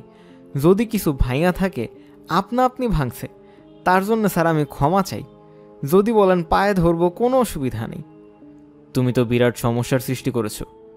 তুমি কি কিছু বুঝতে পারছো ব্যাপারটা কি ঘটেছে? জি না। তুমি ত্রিমাত্রিক জগৎ থেকে চতুর্মাত্রিক জগতে প্রবেশ করেছো। এই কাণ্ডটা কিভাবে করেছো আমরা জানি না, আমরা জানার চেষ্টা করছি। স্যার ফেরত পাঠাবার ব্যবস্থা করেন স্যার, সারা জীবন আপনার গোলাম হয়ে থাকবো। তোমার কথাবার্তাও তো আমরা কিছু বুঝতে পারছি না। গোলাম হয়ে থাকবো মানে কি? স্যার গোলাম হয়ে থাকবো মানে স্যার আপনার সার্ভেন্ট হয়ে থাকবো। আমি মুখ দেখতে পারতেছি না স্যার, মুখ দেখতে পারলে ভয়টা একটু কমতো। আমরা ইচ্ছা করে তোমাকে মুখ দেখাচ্ছি না, মুখ দেখালে ভয় আরও বেড়ে যেতে পারে। স্যার যেই ভয় লিফটের ভিতর পাইছি, এরপর আর কোনো কিছুতেই কোনো ভয় পাবো না। রয়্যাল বেঙ্গলের খাঁচার ভেতর ঢুকে রয়্যাল বেঙ্গলকে চুমুখে আসবো, তার লেজ দিয়ে কান চুলকাবো, তাতেও স্যার ভয় লাগবে না। তোমার নাম যেন কি বললে? কুদ্দুস। জি স্যার, কুদ্দুস। একটা জিনিস একটু বোঝার চেষ্টা করো। তুমি হচ্ছ ত্রিমাত্রিক জগতের মানুষ। তোমাদের জগতের প্রাণীদের দৈর্ঘ্য, প্রস্থ, উচ্চতা, এই 3টি মাত্রা আছে। এই দেখে তোমরা অভ্যস্ত। আমরা 4 মাত্রার প্রাণী। 4 মাত্রার প্রাণী সম্পর্কে তোমার কোনো ধারণা নেই। স্যার আপনি আমার মতো বাংলা ভাষায় কথা বলতেছেন, এইটা শুনেই মনে আনন্দ পাই। আপনার চেহারা যদি খারাপ হয় কোনো অসুবিধা নেই, চেহারার উপর তো স্যার আমাদের হাত নাই, এইটা হলো বিধির বিধান। আচ্ছা ঠিক আছে, তুমি আমাকে দেখো। কুদ্দুসের শরীরে হালকা একটা কাঁপুনি লাগলো। হঠাৎ এক ঝলক ঠান্ডা হাওয়া লাগলো, যেরকম লাগে সেরকম। তারপরে মনে হতে লাগলো তার চারপাশে যত বেগুনি রং আছে সব তার চোখের ভেতর ঢুকে যাচ্ছে। আবার চোখের ভেতর থেকে কিছু কিছু রং বের হয়ে আসছে। এ কি নতুন মুসিবত হলো! আচমকা রঙের আসা যাওয়া বন্ধ হলো। কুদ্দুস তার চোখের সামনে কি একটা যেন দেখল। মানুষের মতোই মুখ, তবে স্বচ্ছ কাচের তৈরি। একটা মুখের ভেতর আরেকটা, সেই মুখের ভেতর আরেকটা, এরকম চলেই গিয়েছে। মুখটার চোখ দুটাও কাচের। সেই চোখের যে কোনো একটার দিকে তাকালে তার ভেতরে আরেকটা চোখ দেখা যায়, সেই চোখের ভেতর আবার আরেকটা। ঘটনা এই শেষ হলে হতো, ঘটনা এখানেই শেষ না।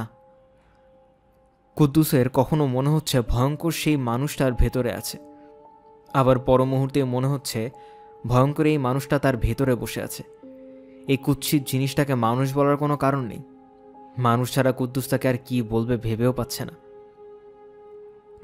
তুমি কি ভয় পাচ্ছ? জি না স্যার, যদি কিছু মনে না করেন একটু পেশাব করব। পেশাবের বেগ হয়েছে। কি করবে? প্রস্রাব করব। আপনাদের বাথরুমটা কোন দিকে? তোমার কথা কিছু বুঝতে পারছি না, কি করতে চাও? স্যার, একটু টয়লেটে যাওয়া দরকার। ও আচ্ছা আচ্ছা, বর্জ্য পদার্থ নিষ্কাশন। তুমি তো আমাদের মহা সমস্যায় ফেললে। আমাদের এখানে এরকম কোনো ব্যবস্থা নেই। বলেন কি স্যার? আমরা দেহধারী প্রাণী নই। দেহধারী প্রাণীদের মতো আমাদের খাদ্যের যেমন প্রয়োজন নেই, তেমনই টয়লেটেরও প্রয়োজন নেই। এখন তুমি টয়লেটে যেতে চাচ্ছ, আমাদের ধারণা কিছুক্ষণ পর তুমি বলবে খিদে পেয়েছে। সত্যি কথা বলতে কি স্যার, খিদা পেয়েছে। সকালবেলা নাস্তা করি নেই, মারাত্মক খিদা। চক্ষু লজ্জার জন্য বলতে পারি নেই। সকাল থেকে এই পর্যন্ত কয়েক চুমুক চা শুধু খেয়েছি, পত্রিকাও পড়া হয় নাই। আপনাদের এখানে পত্রিকা আছে স্যার? না, পত্রিকা নেই। জায়গা তো তাহলে খুব সুবিধার না? আমাদের জায়গা আমাদের মতো, তোমাদের জায়গা তোমাদের মতো। আপনাদের তাহলে ইয়ে হয় না?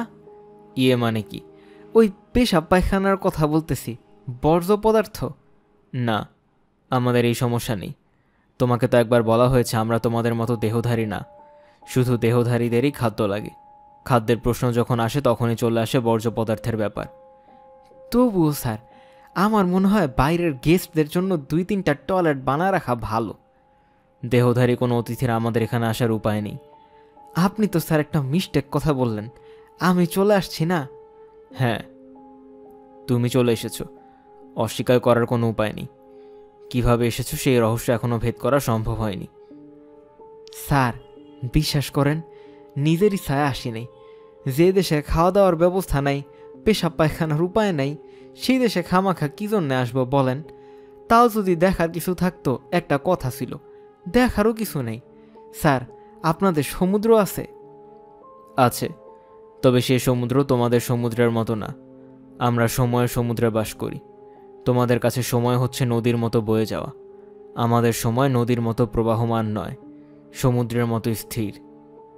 মনে কিছু নেবেন না স্যার, আপনার কথা কিছু বুঝতে পারি নাই।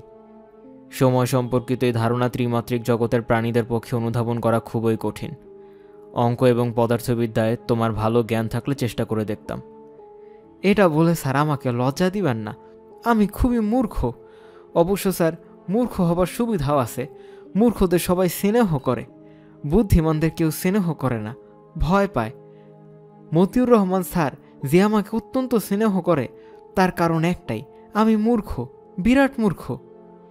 আচ্ছা, উনার স্ত্রীও আমাকে অত্যন্ত স্নেহ করেন। গত ঈদে আমাকে পায়জামা আর পাঞ্জাবি দিলেন, পাঞ্জাবি সিল্কের। এরকম সিল্ক সচরাচর পাওয়া যায় না, অতি মিহি, এক্সপোর্ট কোয়ালিটি সিল্ক। যা তৈরি হয় সবই বিদেশে চলে যায়। উনাদের কানেকশন ভালো বলে এইসব জিনিস জোগাড় করতে পারে। যাই হোক, পাঞ্জাবি সাইজে ছোট হয়ে গেছিল, সেটা আর উনাকে বলি নাই, মনে কষ্ট পাবেন। শখ করে একটা জিনিস কিনছেন। কুদ্দুস: জি স্যার। তোমাকে আমাদের পছন্দ হয়েছে। এই যে স্যার বললাম, মূর্খদের সবাই পছন্দ করে, আপনারা বেশি জ্ঞানী, কেউ আপনাদের পছন্দ করবে না। সত্যি কথা বলতে কি স্যার, আপনাদের ভয়ে আমি অস্থির, আপনাদের দিকে তাকাতেও ভয় লাগতেছে। ভয়ের কিছু নেই, আমরা তোমাকে ফেরত পাঠাবার ব্যবস্থা করেছি। আপনাদের পা থাকলে স্যার ভালো হইতো, আপনাদের পা ছুঁয়ে সালাম করতাম। তোমার প্রতি আমাদের মমতা হয়েছে, যে কারণে আমরা এমন ব্যবস্থা করে দিচ্ছি যাতে তোমার নিজের জায়গায় যখন ফিরবে তখন তোমার জীবন আনন্দময় হয়। বললে হয়তো স্যার আপনারা বিশ্বাস করবেন না, আমি খুবই আনন্দে আছি। আনন্দে থাকলেও তোমার জীবন মোটামুটিভাবে অর্থহীন, এটা বলা যায়। জীবন কাটাচ্ছ অন্যের জন্য চা বানিয়ে। কি করব স্যার বলেন, পড়াশোনা হয় নাই, ম্যাট্রিক পরীক্ষাটা দিতে পারলাম না। ইংরেজি সেকেন্ড পেপার পরীক্ষার আগের দিন রাত্রে বাবাকে সাপে কাটল, চোখের সামনে ধরফর করতে করতে মৃত্যু। আমরা কি করেছি মন দিয়ে শোনো না। তোমাকে ফেরত পাঠাচ্ছি ইংরেজি সেকেন্ড পেপার পরীক্ষার আগের দিন রাতে। তুমি সেখান থেকে জীবন শুরু করবে, বাবাকে যাতে সাপে না কাটে সেই ব্যবস্থা করবে। সেটা স্যার কি করে সম্ভব? সময় আমাদের কাছে স্থির, আমরা তা পারি। তুমি যখন ফিরে যাবে তখন এখানকার স্মৃতি তোমার থাকবে না, তবে তোমার বাবাকে সাপে কাটবে এই ব্যাপারটা তোমার মনে থাকবে। এটা যাতে মনে থাকে সেই ব্যবস্থা আমরা করে দিচ্ছি। নতুন জীবন তোমার শুরু হচ্ছে, সেখানে তোমার বাবাকে সাপে কাটবে না। তোমার বুদ্ধিবৃত্তিও কিছু উন্নত করে দিচ্ছি, পড়াশোনায় তুমি অত্যন্ত মেধার পরিচয় দেবে। অঙ্কটা নিয়ে স্যার সমস্যা, অঙ্কটাই পারি না, খুব বেড়াছেড়া লাগে। আর বেড়াছেড়া লাগবে না। এখন কি স্যার আমি চলে যাচ্ছি? কিছুক্ষণের মধ্যে যাচ্ছ। ম্যাডামকে আমার সালাম দিবেন, ওনার সঙ্গে দেখা হয় নাই। ম্যাডামকে তোমার সালাম পৌঁছে দেওয়া সম্ভব হচ্ছে না। তোমাকে আগে একবার বলেছি আমরা দেহধারী নই, আমাদের মধ্যে নারী পুরুষের কোনো ব্যাপার নেই। জি আচ্ছা, না থাকলে কি আর করা, সবই আল্লাহর হুকুম।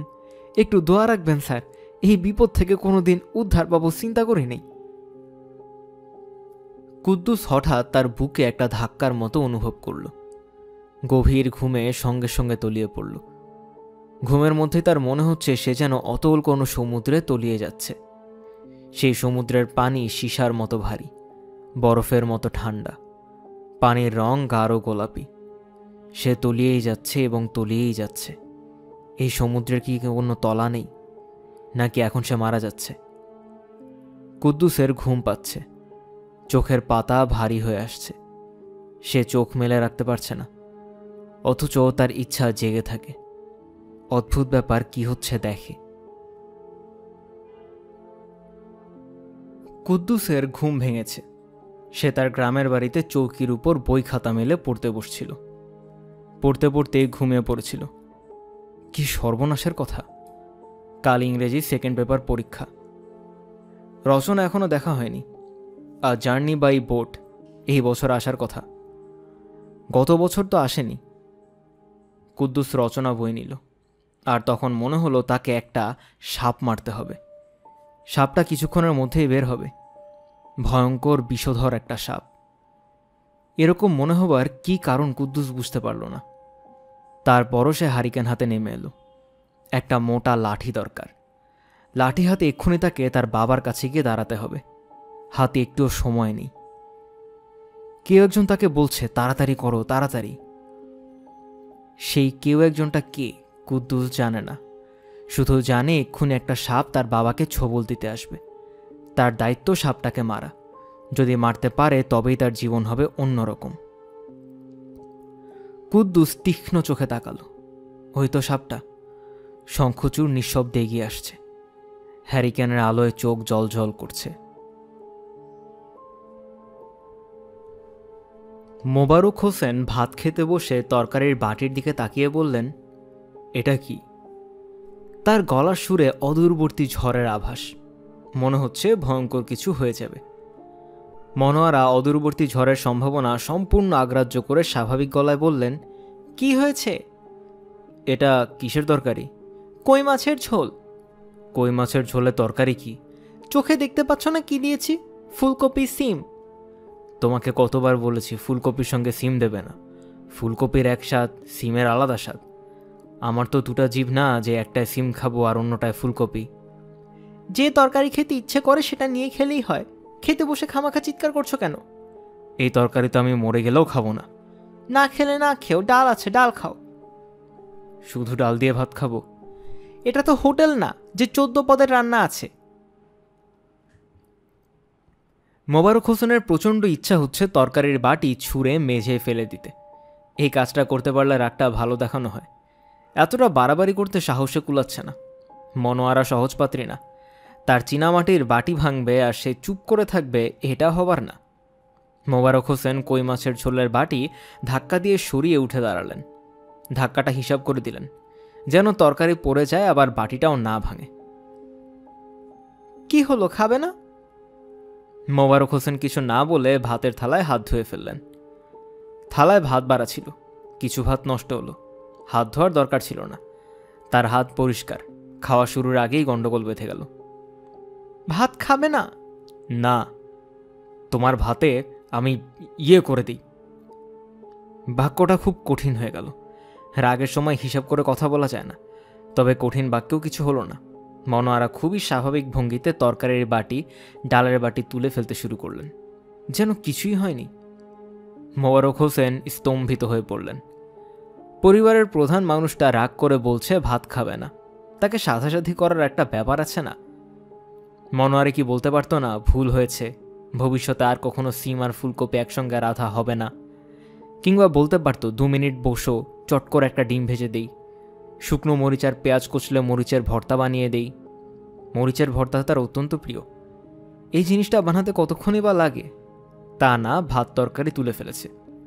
30 বছরের বিবাহিত জীবনের এই হলো ফসল। মোবারক হোসেনের তীব্র ইচ্ছা হলো বাড়িঘর ছেড়ে গৌতম বুদ্ধের মতো বের হয়ে পড়েন। এরকম ইচ্ছা তার প্রায়ই হয়। বাড়ি থেকে বের হন, রেল স্টেশনে গিয়ে ঘণ্টাখানেক বসে থাকেন। মোল্লার দৌড় মসজিদ পর্যন্ত, তার রেল স্টেশন পর্যন্ত। মোবারক হোসেন নন্দাইল রোড রেল স্টেশনের স্টেশন মাস্টার।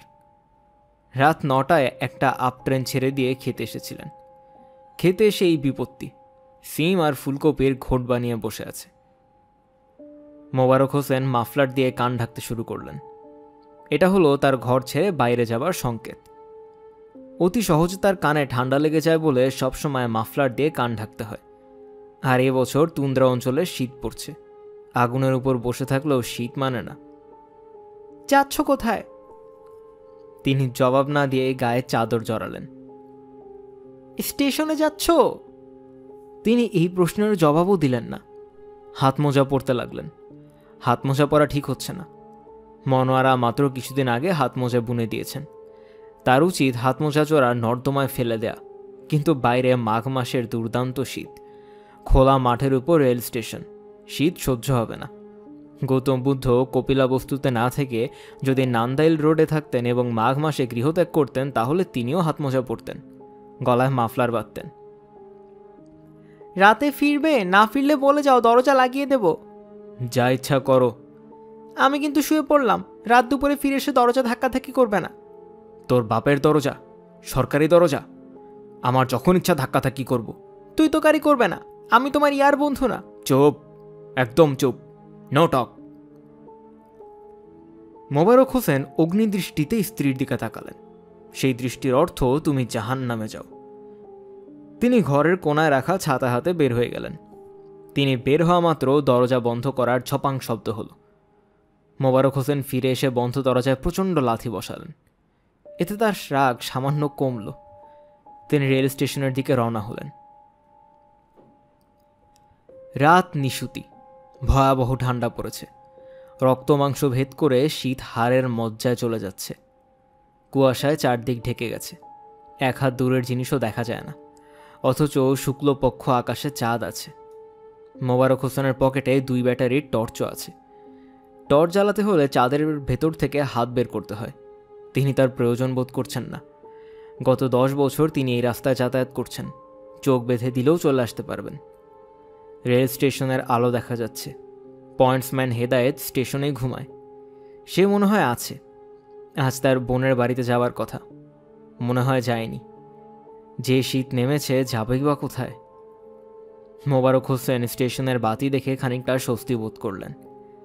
হেদায়েত থাকলে তাকে দিয়ে চিরামুড়ি কিছু আনানো যাবে। খিদায় তিনি অস্থির হয়েছেন। উপোস অবস্থায় রাত পার করা যাবে না। বিকেলেও কিছু খাননি। বিকেলের নাস্তা হিসেবে মুড়ি এবং নারিকেল কোড়া দিয়েছিল। এমন গাধা মেয়ে ছেলে। নারিকেল কোড়া হলো ভেজা ন্যাতনেতা। মুড়িকে সেই জিনিস মিইয়ে দেবে, এটা তো দুধের শিশুও জানে। 2 মুঠ মুখে দিয়ে তিনি আর খাননি। এখন অবশ্য মনে হচ্ছে ন্যাতনেতা মুড়ি তিনি 1 গামলা খেয়ে ফেলতে পারবেন। তবে শীতের রাতের আসল খাওয়া হলো আগুন গরম গরুর গোশত, তার সঙ্গে চালের আটার রুটি। এই গরুর গোশত ভুনা হলে চলবে না, প্রচুর ঝোল থাকতে হবে। মনোয়ারাকে বললে সে ইচ্ছে করে করে ঝোল শুকিয়ে ভুনা করে ফেলবে। চালের আটার রুটি না করে আটার রুটি করবে এবং পরে বলবে। মোবারক হোসেনের চিন্তার সূত্র জট পাকিয়ে গেল, কারণ তার চোখে ধক করে সবুজ আলো এসে পড়ল। তিনি হুমড়ি খেয়ে পড়তে পড়তে নিজেকে সামলালেন। আলোটা এসেছে স্টেশন ঘর থেকে। কেউ মনে হয় টর্চ ফেলেছে, 5 ব্যাটারির টর্চ বা এরকম কিছু। হঠাৎ চোখে পড়েছে বলে সবুজ রং মনে হয়েছে। টর্চের আলো সবুজ হবার কোনো কারণ নেই। নন্দাইল রোড রেল স্টেশনটা এই অঞ্চলের মতোই দরিদ্র। একটি ঘর, সেই ঘরে জানা নেই। টিকিট দেওয়ার জন্য যে ফাঁকটা আছে তাকে জানালা বলার কোনো কারণ নেই। মোবারক হোসেন যখন এই ঘরে বসে টিকিট দেন, তখন তার মনে হয় তিনি কবরের ভেতরে বসে আছেন। মুনকের নেকের তার সওয়াল জবাব করবে। সওয়াল জবাবের ফাঁকে ফাঁকে তিনি টিকিট দিচ্ছেন। সব স্টেশনে একটা টিউবওয়েল থাকে। যাত্রীরা ট্রেন থেকে নেমে পানি খায়, ফ্লাস্ক ভর্তি করে পানি নিয়ে ট্রেনে ওঠে। এই স্টেশনে কোনো টিউবওয়েলও নেই, যাত্রীদের বসার জায়গাও নেই। বছর 3 আগে দুটো প্রকাণ্ড রেইন ট্রি গাছ ছিল। গাছ দুটার জন্য স্টেশনটা সুন্দর লাগত। আগের স্টেশন মাস্টার গাছ কাটিয়ে 11,000 টাকায় বিক্রি করে দেন। এতে পরে তার সমস্যা হয়েছিল, তাকে বদলি করে দেওয়া হয়। তার জায়গায় আসেন মোবারক হোসেন। তার চাকরি এখন শেষের দিকে। এই সময় কপালে কোনো ভালো স্টেশন জুটল না। জুটল ধ্যানদারা নন্দাইল রোড। স্টেশনের লাগোয়া কোনো চায়ের স্টল পর্যন্ত নেই। হঠাৎ চা খেতে ইচ্ছে হলে কেরামতকে পাঠাতে হয় বয়েল বাজার। চা আনতে আনতে ঠান্ডা হয়েছে, মুখে দিয়েই থু করে ফেলে দিতে হয় সব সময়। রেল স্টেশনের সঙ্গে চায়ের দোকান থাকবে না এটা ভাবাই যায় না। এর আগে তিনি যে স্টেশনে ছিলেন সেখানে দুটা চায়ের দোকান ছিল, হিন্দু টি স্টল, মুসলিম টি স্টল। দুটা চায়ের দোকানের মালিক অবশ্য মুসলমান। মোবারক হোসেন স্টেশন ঘরের মাথায় এসে দাঁড়ালেন। চারদিক ধু ধু করছে, জনমানব নেই। স্টেশন ঘরের সামনে থেকে তার চোখে যে আলো ফেলেছিল তাকেও দেখা যাচ্ছে না। মনে হয় কুয়াশার কারণেই দেখা যাচ্ছে না। মোবারক হোসেন ঠিক করলেন লোকটাকে দু একটা কঠিন কথা বলবেন। মানুষের চোখে টর্চ ফেলা অসম্ভব বেয়াদবি। মহারানী ভিক্টোরিয়াও যদি কারো চোখে টর্চ ফেলেন সেটাও বেয়াদবি। স্টেশন ঘরে বাতি জ্বলছিল বলে তিনি দূর থেকে দেখেছেন। এটা সত্যি না, স্টেশন ঘরে বাতি জ্বলছে না। হেদায়েত নিশ্চয়ই বোনের বাড়ি চলে গেছে। মোবারক হোসেন তালা খুলে স্টেশন ঘরে ঢুকলেন। স্বস্তির নিঃশ্বাস ফেললেন। ঘরটা বাইরের মতো হিমশীতল না। উত্তরে বাতাস তাকে কাবু করে ফেলেছিল। বাতাসের হাত থেকে জীবন রক্ষা পেয়েছে। তিনি হারিকেন জ্বালালেন। তার ভয় ছিল হারিকেনে তেল থাকবে না। দেখা গেল তেল আছে, সারা রাত জ্বালার মতোই আছে। স্টেশন ঘরে তার বিছানা আছে, তোষক, লেপ, চাদর, বালিশ। খাওয়া এবং ঘুমানোর ব্যাপারে তার কিছু শৌখিনতা আছে বলে লেপ তোষক ভালো, বিছানার চাদরটাও ভালো। যদিও মোবারক হোসেনের ধারণা মাঝে মধ্যে হেদায়েত নিজের বিছানা রেখে তার বিছানায় শুয়ে থাকে, কারণ তিনি হঠাৎ হঠাৎ বিছানার চাদরে উৎকট বিড়ির গন্ধ পান। হেদায়েতকে জিজ্ঞেস করেছিলেন, সে চোখ কপালে তুলে বলেছে, আমার কি বিছানার অভাব হইছে? বেটাকে একদিন হাতে নাতেই ধরতে হবে। মোবারক হোসেন বিছানা করতে শুরু করলেন। শীত যেভাবে পড়ছে অতি দ্রুত লেপের ভেতর ঢুকে যেতে হবে। ক্ষুধার যন্ত্রণায় ঘুম আসবে না কি আর করা। নিজের বোকামির উপর তার এখন প্রচণ্ড রাগ লাগছে। রাগ করে ভাত না খাওয়াটা খুব অন্যায় হয়েছে। তার চেয়ে অন্যায় হয়েছে বাড়ি ছেড়ে বের হয়ে আসা।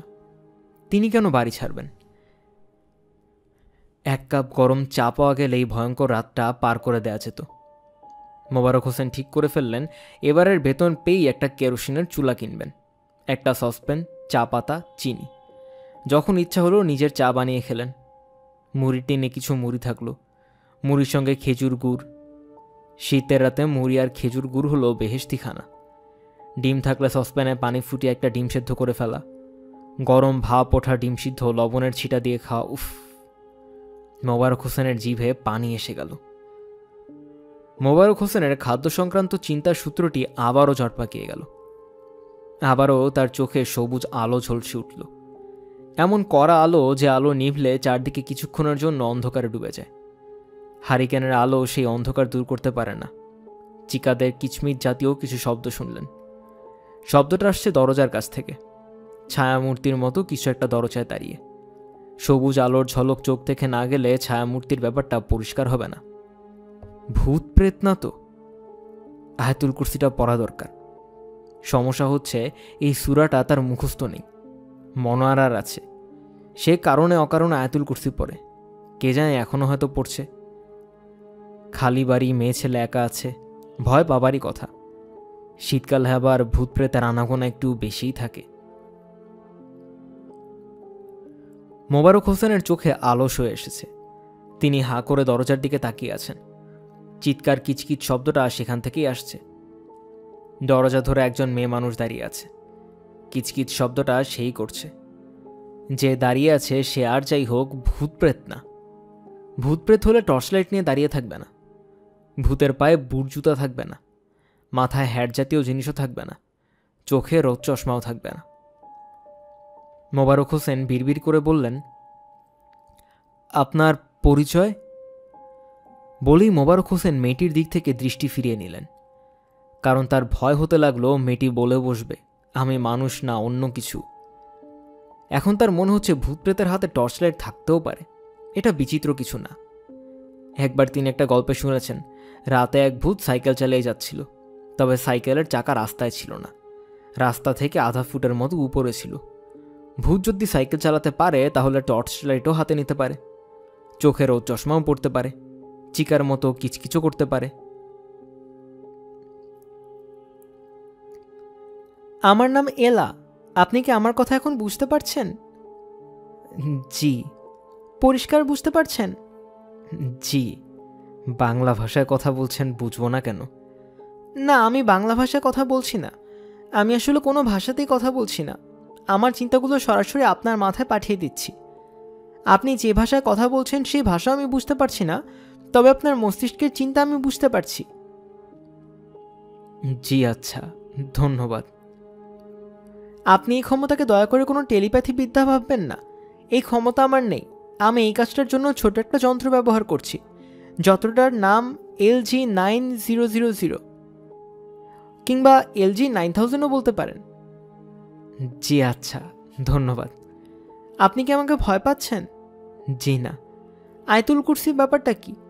আপনি মনে মনে সারাক্ষণ আয়াতুল কুরসির কথা ভাবছেন, সে কে? এটা একটা দোয়া, আল্লাহ পাকের পাক কালাম।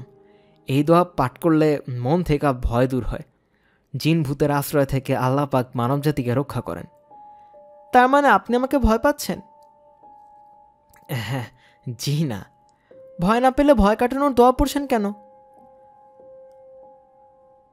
মোবারক হোসেন কি বলবেন বুঝতে পারলেন না। তিনি ভয় পাচ্ছেন, এবং বেশ ভালোই ভয় পাচ্ছেন, কারণ মেয়েটা কথা বলছে কিন্তু তার ঠোঁট নড়ছে না। ভয় পাবার জন্য এটাই যথেষ্ট। তার উপর এমন রূপবতী মেয়েও তিনি তার জীবনে দেখেননি। পরিস্থানের কোনো পরিণাত। নির্জন রাতে পরীরা মাঝে মাঝে পুরুষদের ভুলিয়ে ভালিয়ে পরিস্থানে নিয়ে যায়, নানান কুকর্ম করে পুরুষদের ছিবড়া বানিয়ে ছেড়ে দেয়। এই জাতীয় গল্প তিনি অনেক শুনেছেন, তবে পরীরা যুবক এবং সুদর্শন অবিবাহিত ছেলেদেরই নিয়ে যায়, তার মতো আধবুড়োকে নেয় না। তাকে ছিবড়া বানানোর কিছু নেই, তিনি ছিবড়া হয়েই আছেন। মোবারক হোসেন। জি। আমি আপনাকে আমাদের দেশে নিতে পারবো না, ইচ্ছা থাকলেও পারবো না, আমার সেই ক্ষমতা নেই। আমি এসেছি ভবিষ্যৎ পৃথিবী থেকে, পরিস্থান থেকে নয়। আপনাকে ছিবড়া বানানোর কোনো ইচ্ছা আমার নেই। সিস্টার, আপনার কথা শুনে খুব ভালো লেগেছে, থ্যাংক ইউ। আজকের তারিখ কত দয়া করে বলবেন? মাঘ মাসের 12 তারিখ। ইংরেজিটা বলুন, কোন সন? জানুয়ারি 3, 1997। আমি আসছি 3001 সন থেকে। আসার জন্য ধন্যবাদ। সিস্টার, ভিতরে এসে বসেন, দরজা বন্ধ করে দেই, বাইরে অত্যাধিক ঠান্ডা। মেয়েটি ভেতরে এসে দাঁড়ালো। মোবারক হোসেন দরজা বন্ধ করলেন। তারপর মনে হলো কাজটা ঠিক হয়নি, দরজা খোলা রাখার দরকার ছিল, যাতে প্রয়োজনে খোলা দরজা দিয়ে দৌড়ে পালিয়ে যেতে পারেন। মনোয়ারের সঙ্গে রাগ করে বাড়ি থেকে বের হওয়াটাই ভুল হয়েছে। দরজা বন্ধ করার পর এলা টেবিলের দিকে এগিয়ে এলো। মোবারক হোসেন চেয়ারে এগিয়ে দিলেন। এলা বসতে বসতে বললেন, মনোয়ারা কে? আপনি সারাক্ষণ এই নামটি মনে করছেন? জি, আমার স্ত্রী। স্ত্রী? আপনার স্ত্রী আছে? কি আশ্চর্য! মোবারক হোসেন তাকিয়ে আছেন। তার স্ত্রী থাকা এমন কি বিস্ময়কর ঘটনা যে মেয়েটা চোখ কপালে তুলল।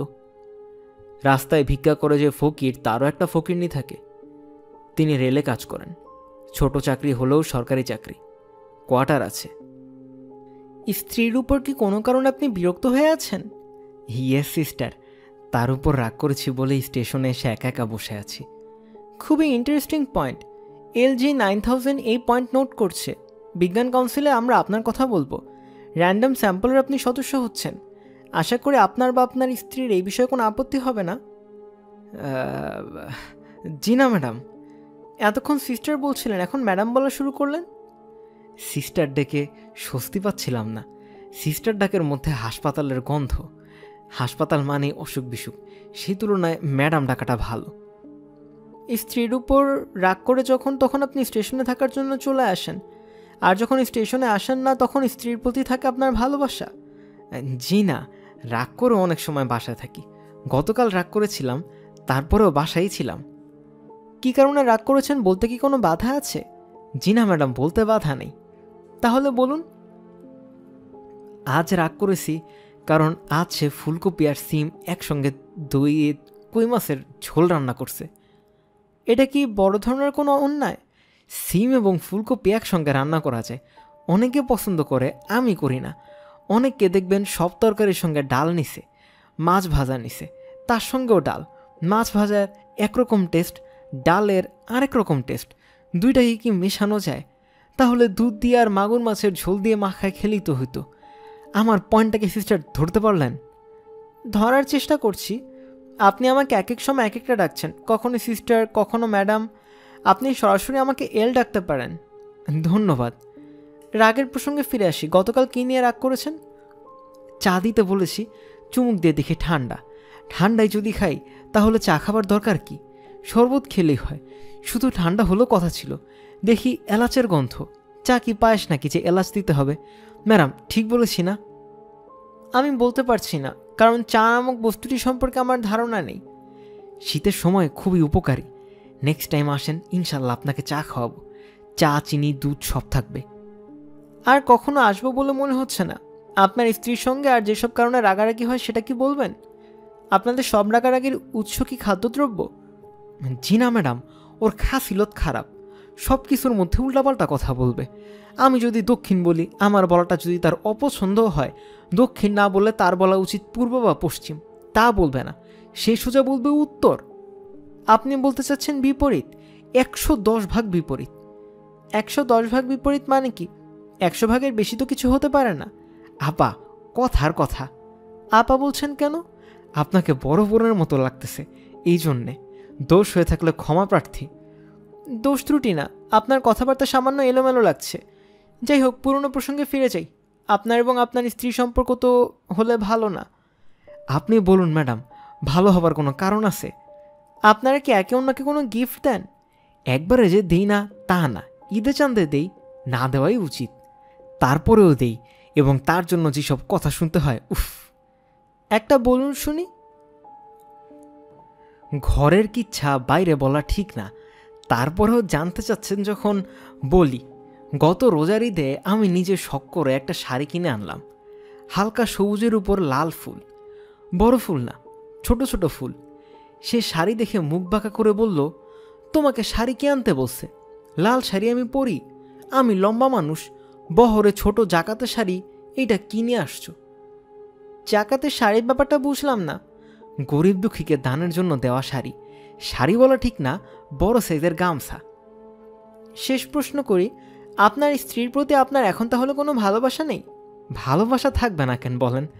ভালোবাসা থাকলে এই শীতের রাতে আমি স্টেশনে পড়ে থাকি। এলা নামের মহিলা হাতে টর্চ লাইট জ্বালিয়ে কিছুক্ষণের জন্য চারদিকে সবুজ আলোয় ছায়ালাল করে আবার বাতিটা নেভালো। মোবারক হোসেনের দিকে তাকিয়ে হাসি মুখে বলল, আপনি স্টেশনে থাকতে আসায় আমার জন্য খুব লাভ হয়েছে। কি লাভ? আপনার সঙ্গে দেখা হয়েছে, আপনার মতামত পেয়েছি, মতামত রেকর্ড করা থাকবে। ম্যাডাম কি এখন চলে যাবেন? হ্যাঁ, তেমন খাতির যত্ন করতে পারলাম না, দয়া করে কিছু মনে নেবেন না, নিজ গুণে ক্ষমা করবেন। খাতির যত্ন যথেষ্টই করেছেন, এবং আমি আপনার দ্রুততায় মুগ্ধ। আপনাকে একটা সুসংবাদ দিতে যাচ্ছি। আমি মনে করি এই সংবাদ শোনার অধিকার আপনার আছে। জি ম্যাডাম, সুসংবাদটা বলেন। দুঃসংবাদ শুনে শুনে কান ঝালাপালা, একটা সুসংবাদ শুনে দেখি কেমন লাগে। আপনার ভালো লাগবে।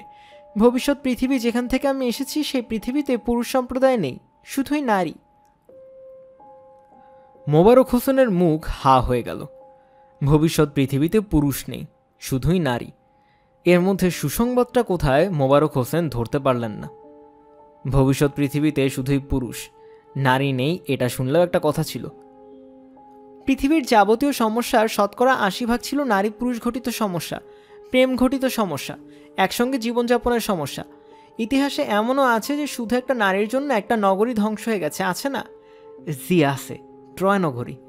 গ্যালাকটিক ব্যুরো অফ স্ট্যাটিস্টিক্সের তথ্য অনুযায়ী পৃথিবীতে সংঘটিত অপরাধের 53% নারী ঘটিত। খাঁটি কথা বলছেন।